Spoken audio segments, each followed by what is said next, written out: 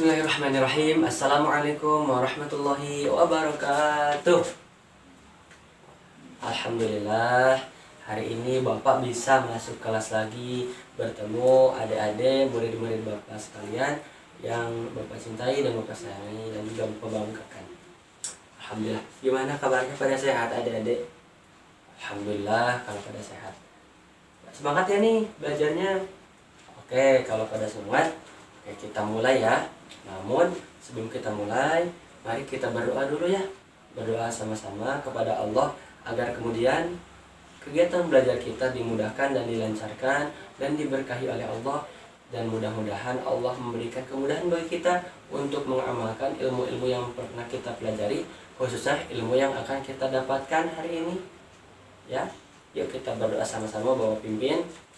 A'udzubillahi minasyaitonirrajim. Bismillah. Amin. Baik.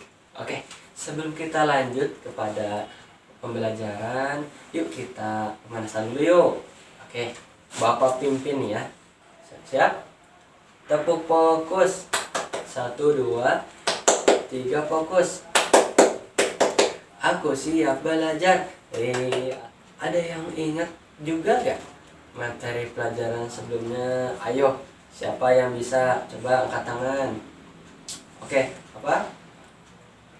Ya betul.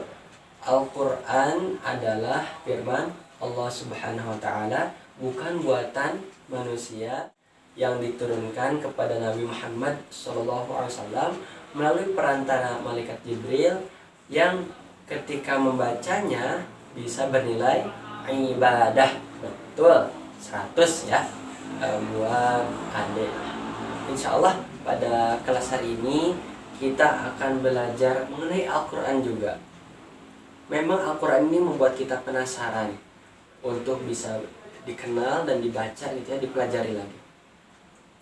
Nah, jadi tujuan pembelajaran kita hari ini adalah yang pertama, mengetahui pentingnya baca Al-Quran. Dan yang kedua, bagaimana caranya bisa menjadwalkan membaca Al-Quran, gitu ya. Karena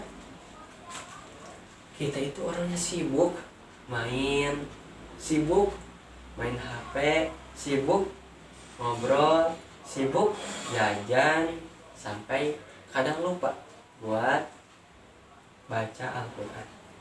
Nah, padahal Al-Quran itu penting ya. Nah, nanti kita pelajari sama-sama. Oke, dimulai dari untuk apa baca Al-Quran. Ada yang tahu untuk apa baca Al-Quran? Ya, kita simak ya. Oke, di sini ada Al-Quran surat Yunus ayat ke-57. Adik-adik bisa buka, yang berbunyi A'udzubillahi minasyaitonirrajim. Wahai manusia, sungguh telah datang kepadamu pelajaran Al-Quran dari Tuhanmu, penyembuh bagi sesuatu penyakit yang terdapat dalam dada, dan petunjuk serta rahmat bagi orang-orang beriman. Nah, salah satunya kenapa penting baca Al-Quran adalah Al-Quran adalah salah satu penyembuh bagi penyakit dalam dada, penyakit hati, syirik, ujub, riya, takabur, sum'ah. Itu penyakit-penyakit hati, dan insya Allah dengan melalui Al-Quran bisa disembuhkan. Apalagi ada yang tahu gak sifat munafik ataupun fasik. Nah, itu tuh bisa insya Allah dengan melalui Al-Quran, membaca Al-Quran, mempelajari dan mengamalkan Al-Quran, bisa disembuhkan oleh Allah Subhanahu wa Ta'ala. Itu yang pertama. Yang kedua itu tentang akhlak Rasulullah, bahwa akhlak Nabi Muhammad SAW itu Al-Quran. Jadi suatu ketika istri Rasulullah SAW, Aisyah radhiyallahu anha, didatangi oleh salah seorang sahabat dan ditanya tentang bagaimana sih akhlak Rasulullah. Lantas Aisyah radhiyallahu anha menjawab, kana khuluquhul Quran. Akhlak Rasulullah SAW itu adalah Al-Quran. Jadi Rasulullah SAW itu mengamalkan, menjadikan nilai-nilai Al-Quran itu ada di dalam dirinya gitu. Ini yang kedua, yaitu karena kenapa kita perlu baca Al-Quran? Karena akhlak Rasulullah adalah Al-Quran, gitu ya. Ditambah dalil yang ketiga, Al-Quran surat Al-Ahzab ayat 21, yang ayat populer ya. Sungguh telah ada pada diri Rasulullah Shallallahu Alaihi Wasallam itu suri teladan yang baik bagimu, yaitu bagi orang yang mengharap rahmat Allah dan kedatangan hari kiamat dan yang banyak mengingat Allah. Nah, yang berikutnya adalah karena Allah Subhanahu wa taala menyampaikan dalam Quran surat Al-Ahzab ayat 21 ini bahwa suri tauladan yang baik, seseorang yang terbaik, bahkannya yang terbaik untuk kita contoh adalah Rasulullah. Misalnya ada orang Korea, orang Jepang, orang apa, tapi yang terbaik itu Rasulullah. Yang paling pertama orang yang perlu kita ikuti, turuti, contoh adalah Rasulullah. Allah yang sampaikan langsung di Quran surat Al-Ahzab ayat 21. Itu yang ketiga. Yang keempat adalah tentang pahalanya. Ini diriwayatkan oleh Imam At-Tirmidzi dalam hadisnya dari Abdullah bin Mas'ud mengenai sabda Rasulullah bahwa siapa saja yang baca Al-Quran maka satu huruf saja maka baginya 10 kebaikan. Alif lam mim itu bukan satu huruf kata Rasulullah, tapi alif satu huruf, lam satu huruf, dan mim satu huruf, dan setiap huruf 10 kebaikan. Maka banyak pahala yang bisa didapatkan ketika seorang baca Al-Quran. Itu yang keempat. Berikutnya yang kelima, Abu Umamah Al-Bahili.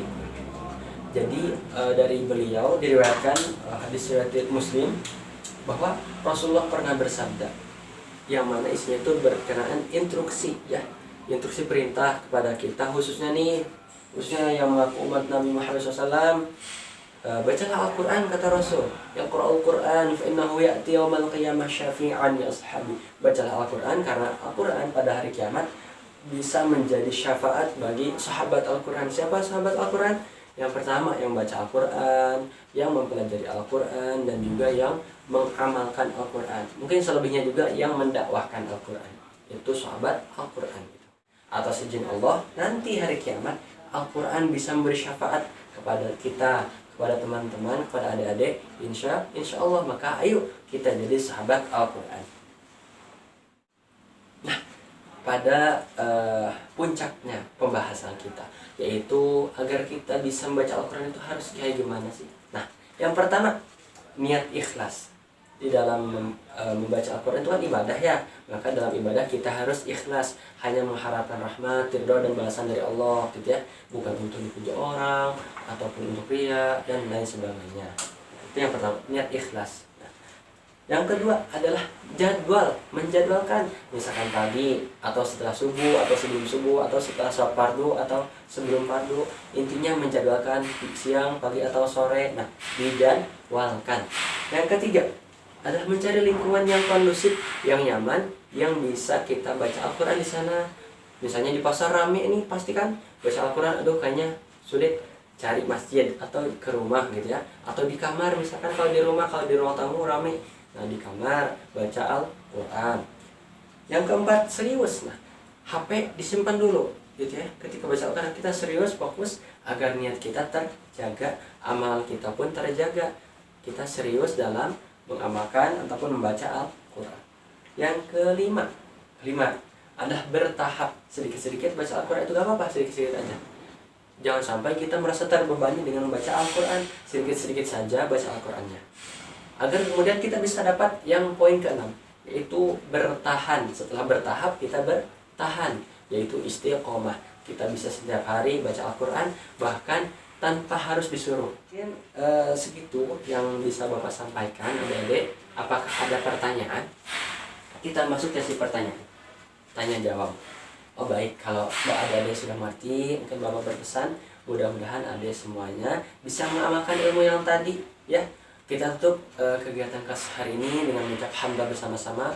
Alhamdulillahirabbil dan doa kafaratul majlis. Subhanaka Allahumma wa bihamdika asyhadu an la ilaha illa anta astaghfiruka wa atubu ilaik. Sekian dari Bapak, mohon maaf bila ada salah kata. Wassalamualaikum warahmatullahi wabarakatuh.